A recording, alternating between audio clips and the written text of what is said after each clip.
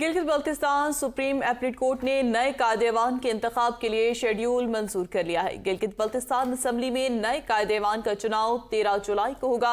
Speaker Gilgit Baltistan assembly ने नए कायदेवान के लिए शेड्यूल अदालत में पेश कर दिया है। किरण कासिम से बात करते हैं। जी किरण कासिम, बताएगा 13 जुलाई को कायदेवान के चुनाव का इंतखाब होगा।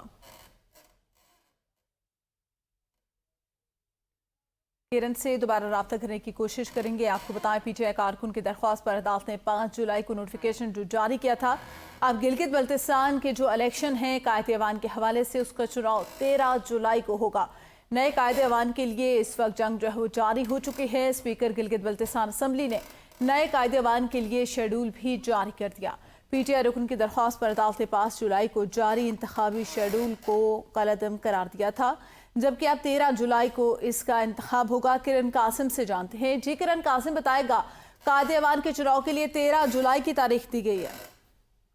जी बिल्कुल, आज सुप्रीम अपीलेट कोर्ट ने नए कायदेवान के लिए 13 जुलाई की, यानी यहाँ पे कल ये हुआ था कि पीटीआई के जो रुकन असेंबली थे हाजी गुलबर खान, जो बीमार थे, इस्लामाबाद में थे, और कल कायदे-ए-वान का चुनाव होने जा रहा था, तो उन्होंने कोर्ट में दरख्वास्त दायर की थी कि मैं मौजूद नहीं हूँ और मेरे गैर मौजूदगी में कायदे-ए-वान का चुनाव किया जा रहा है, जबकि कायदे-ए-वान का उम्मीदवार मैं भी हूँ।